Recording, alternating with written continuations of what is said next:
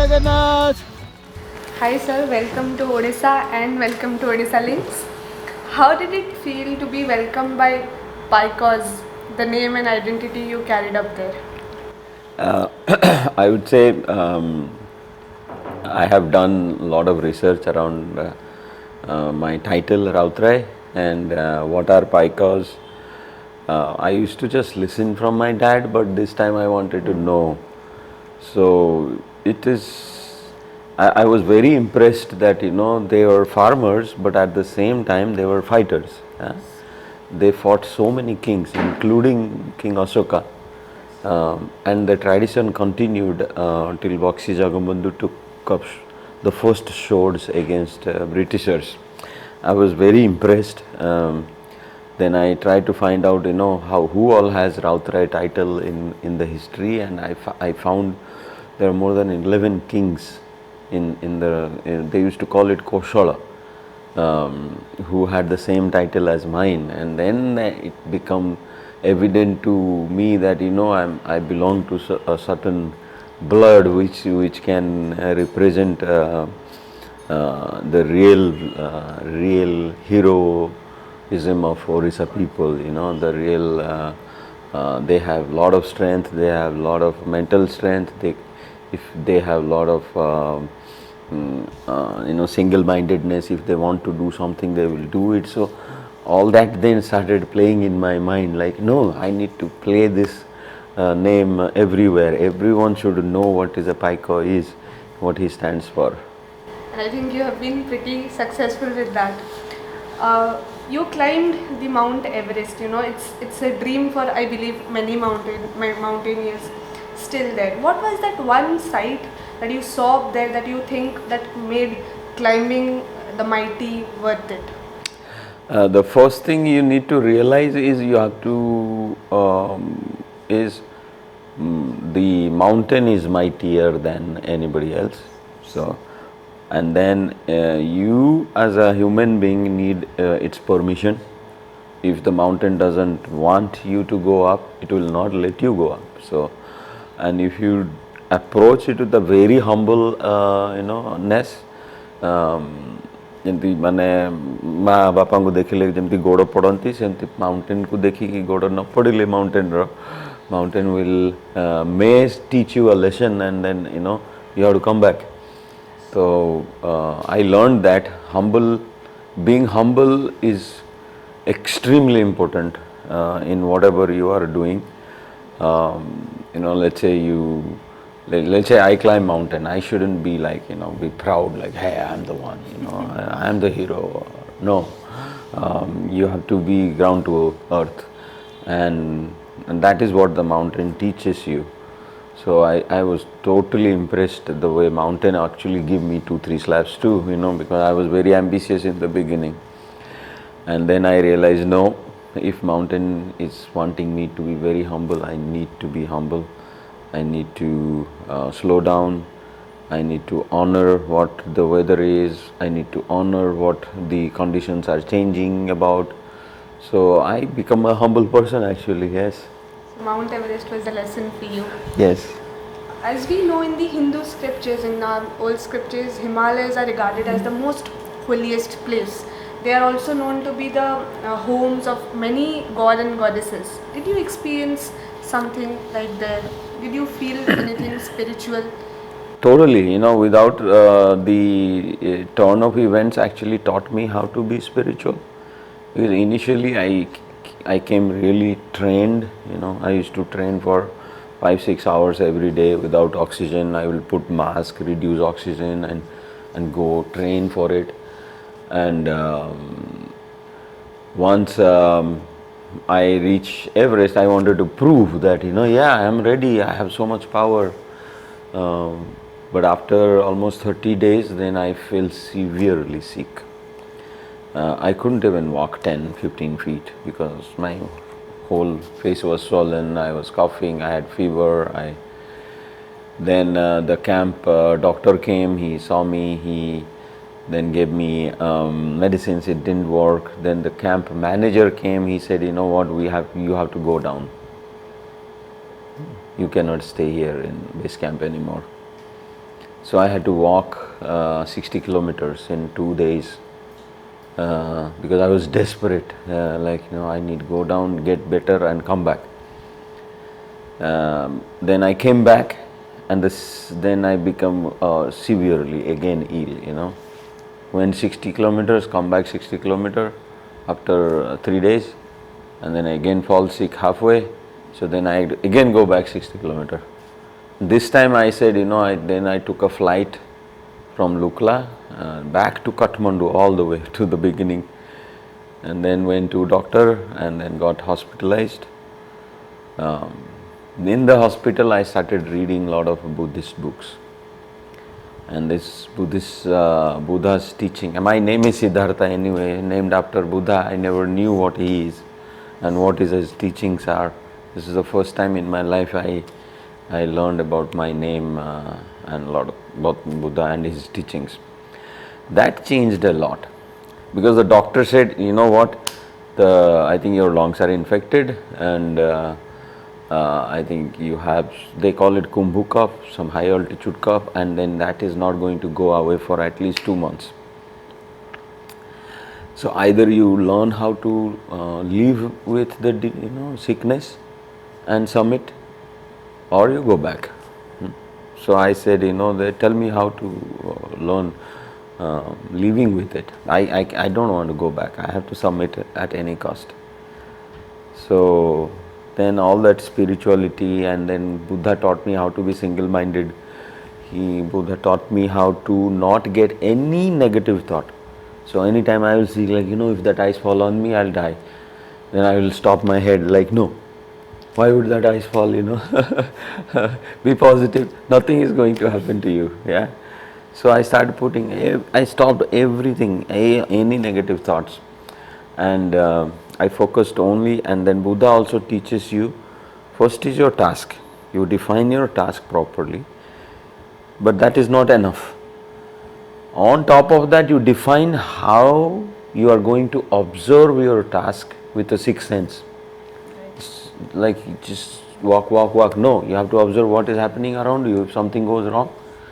So you need, so these two things, plus then stop any negative thoughts.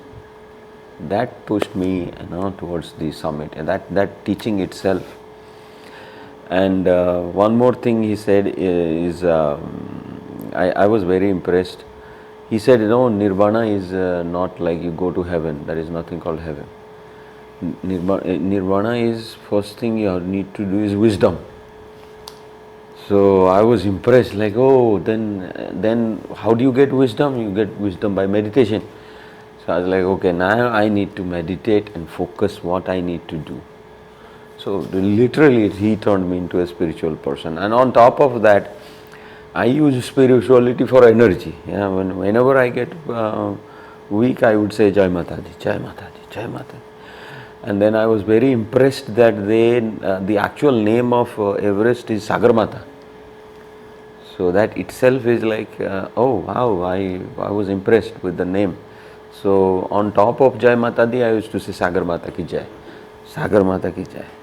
So those things help. Sometimes when I am sleeping, I am tired. I am so tired that I also get up and say Allahu Akbar. Yeah.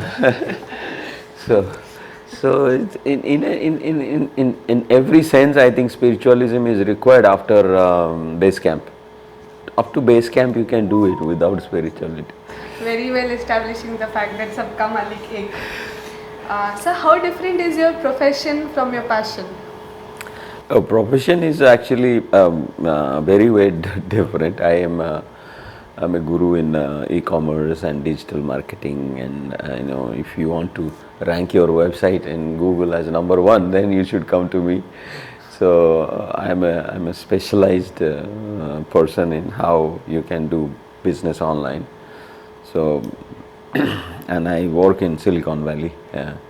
There's a lot of demand for my job, my kind of job. But at the same time, thanks to COVID, I shouldn't thank to COVID, but the COVID then turned things into work from home. Actually, I can work from anywhere. It's digital marketing. That gave me a lot of time. That saved me a lot of money, because you need a lot of money to go to Everest. Um, so, and then I used to I literally fix a gym in my garage. So my workstation is in the garage with all kinds of equipments to train. So, COVID changed the way we live life, and then it made me realize, you're getting old. You need to finish your dreams.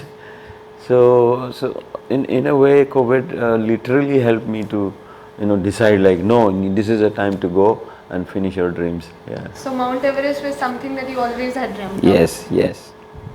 And dreamt of and trained. I used to. I every weekend I go, mountaineering training. I do a lot of peaks in US, in South America. With a one aim, one fine day I'll go to Everest when I have money. And it happened. 2 years of COVID, I saved a lot of money. So that was the time. Yeah. We all have heard of Nepali and Indian Brotherhood, but you got to experience it firsthand. Can you tell us a little more about it? Yes, Sherpa, the Sherpa or the guide which is with you is like is more than a brother in the mountains, because he knows the mountain, he knows the techniques, he knows what to do when. To give an example, when I was coming down, the sun was very, very high. And then one point of, there's a vertical wall, you have to come down from the vertical wall. So when I was climbing down the wall, they have ice screws to fix the rope, so that if you fall, the rope will save you and you take help of the rope. The ice screw, it was so hot, so all the ice screws in the wall came off. So I was hanging halfway. Okay. So my Sherpa was behind me. I had no option. Like if I go down, if I sleep, then I go into a crevasse.